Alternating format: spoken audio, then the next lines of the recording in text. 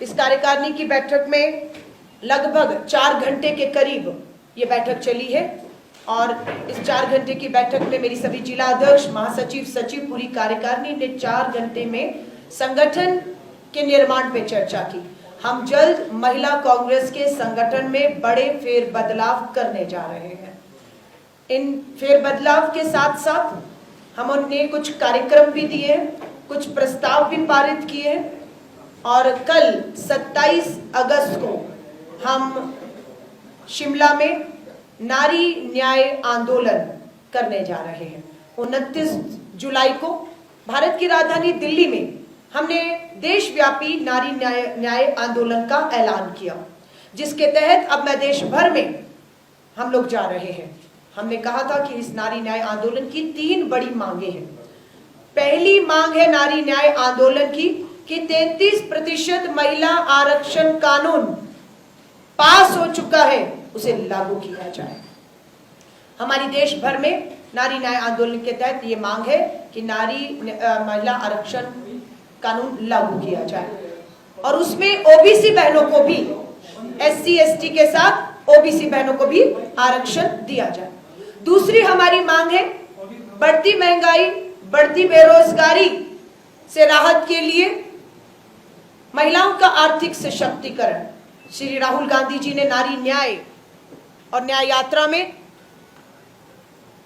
हर गरीब परिवार की एक बहन को 1 लाख रुपया सालाना देने का ऐलान किया था।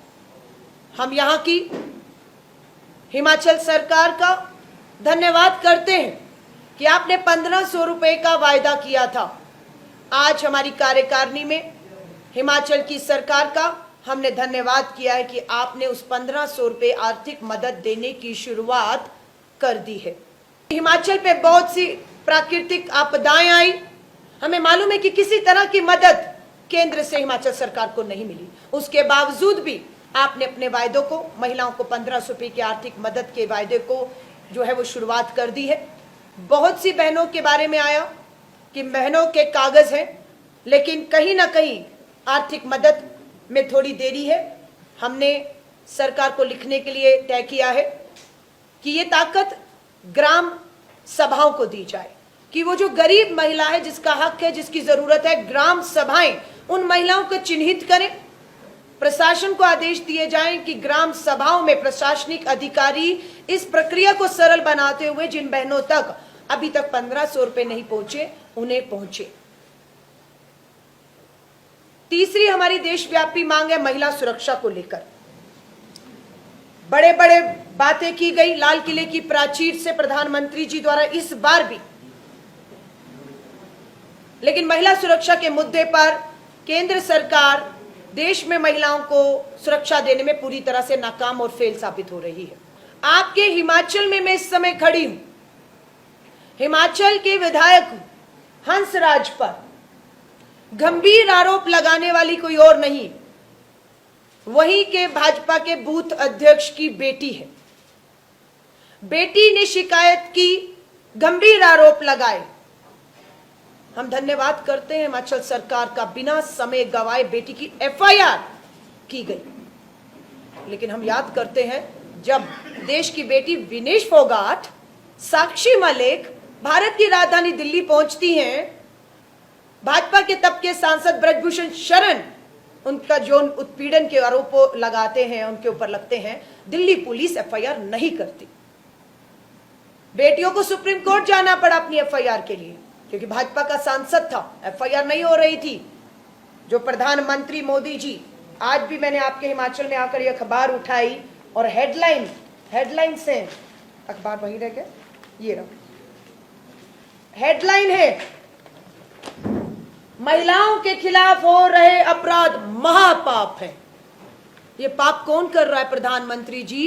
ये पाप ब्रजभूषण शरण ने किया, आपका सांसद है। बेटियों की FIR नहीं हुई, सुप्रीम कोर्ट का आदेश होता है, लेकिन हिमाचल में FIR के लिए बेटियों को सुप्रीम कोर्ट नहीं जाना पड़ा। आज यहां पर भी हंसराज विधायक की FIR होती है। हम कल विधानसभा की तरफ जाएंगे। ये हमारा विरोध प्रदर्शन नहीं है, हम मांगों को लेकर जा रहे हैं। लोगों की सरकार है, चुनी हुई सरकार है, मांग करने का हमारा अधिकार है। हम मांग लेकर जा रहे हैं कि हंसराज की जगह भाजपा के इस विधायक की, जो हमारी बेटी का दोषी है, उसकी जगह विधानसभा नहीं जेल में है। बिल्कुल हम सवाल खड़े करेंगे पुलिस के ऊपर कि जब एफआईआर की आपने, तो क्या आपने पूछताछ के लिए भी बुलाया हंसराज को? क्या आपने उसके फोन जब्त किए जब बेटी ने यह कहा कि उसकी अश्लील फोटोएं, गंदी फोटोएं भेजने का काम और ये सब काम विधायक कर रहा था? क्या करना चाहिए था? फोन जब्त होने चाहिए थे, फोरेंसिक जांच के लिए भेजे जाने चाहिए थे ताकि सबूत नष्ट ना होते।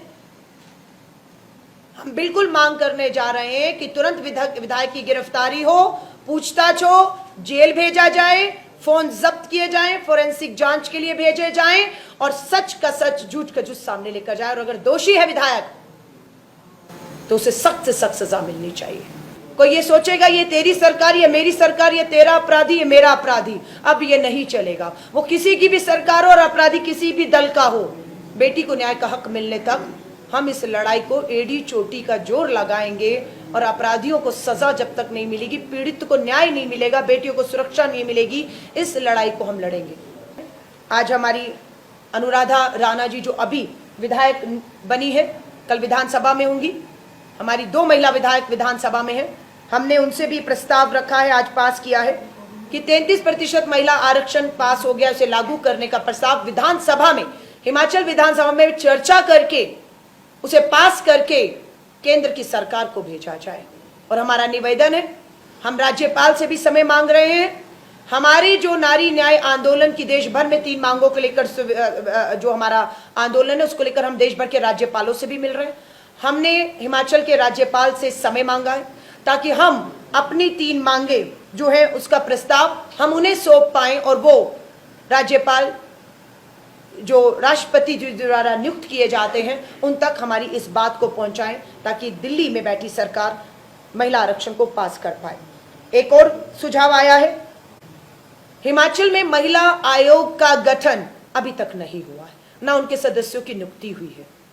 हमने जो प्रस्ताव पारित किया है वो हम मुख्यमंत्री को, सरकार को भेज रहे हैं कि जल्द से जल्द महिला आयोग की चेयरमैन की और सदस्यों की नियुक्ति की जाए। हमने एक और प्रस्ताव पारित किया है जो बहनों से 4 घंटे की चर्चा में आया कि महिलाएं कितनी सुरक्षित हैं या क्या उनके मुद्दे हैं।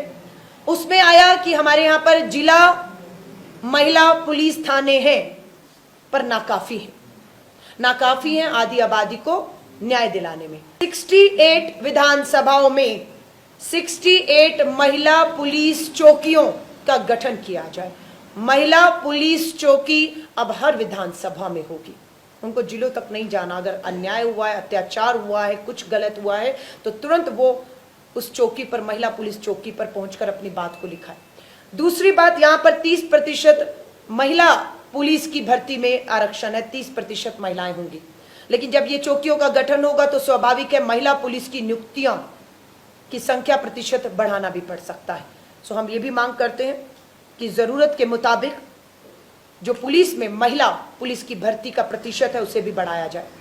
जहां पर महिला का आवाजाही अधिक है उन सभी पॉइंट को नोट करके वहां सीसीटीवी कैमरास लगाए जाएं ताकि कहीं पर भी हमारी बेटी स्कूल जा रही है, कॉलेज जा रही है, काम पर जा रही है, सफर कर रही है, कोई अपराध हो तो उस सीसीटीवी कैमरे में वो अपराध दर्ज जब होता है तो सबूत के तौर पर अपराधी को पहचानने में, न्याय दिलाने में मदद होती है। पहले स्ट्रीट लाइट, बहुत सी पहाड़ी इलाकों में गलियां, सड़कें ऐसी हैं जहां रोशनी नहीं है, अंधेरे का फायदा उठाकर एक क्राइम अपराध होता है। सो हमने अपनी महिला कांग्रेस की पूरी जिम्मेदारी लगाई है कि आप ऐसी जगहों को चिन्हित करिए। हम सरकार को जल्द वो सूची सौंपेंगे कि कौन से ऐसे पॉइंट है जहां पर महिलाओं की आवाजाही है लेकिन वहां अंधेरा है और वहां पर सीसीटीवी कैमरा लगाने से महिलाओं में एक सुरक्षा की भावना आएगी। और हम इस सब के ऊपर हमने एक मजबूत संगठन के साथ काम करने की शुरुआत कर दी। मैं आपको एक बार फिर से भरोसा दिलाती हूँ, मुझे मालूम है मैं मीडिया कम्युनिकेशन इंचार्ज थी, इसी कमरे में बैठी उन गारंटियों का प्रचार प्रसार, एक एक गारंटी आज भी अगर आप कांग्रेस मुख्यालय आएंगे, आज भी सीढ़ी पर चलते ही आपको 10 गारंटी लिखी दिखेंगी। हमने उसको हटाया नहीं है, आज भी लिखिए, ताकि आपको भी याद रहे, हमें भी याद रहे, जनता को भी याद रहे। हमारी कहीं देरी हो सकती है, लेकिन हमारी नीयत में किसी तरह का कोई खोट नहीं है। 50% बसों में जो टिकट का फेयर है उसको 60, 70, 80 पूरा करेंगे, 1% भी नीचे नहीं आने देंगे। बिजली का आपने जो वायदा किया है, मैं आपसे फिर कह रही हूं, जो हमारा वायदा है, हिमाचल के लोगों ने समझकर हमें वोट दिया, ये समझकर कि हमारी ये सरकार जब हमें मिली तो वो कर्ज में डुबोई हुई मिली।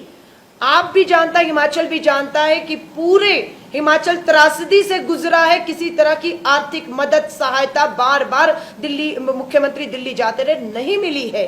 स्थिर अस्थिर करने की कोशिश की है भाजपाइयों ने। आज जो भाजपा के नेता बोलते हैं बिजली इतनी होनी थी, बस इतनी होती नहीं, महिला सुरक्षा इतनी होनी थी, उन्हीं से पूछिए कि मात्र 1 साल भी पूरा नहीं हुआ था सरकार को। इस सरकार को बार बार अस्थिर करने की कोशिश की किसने?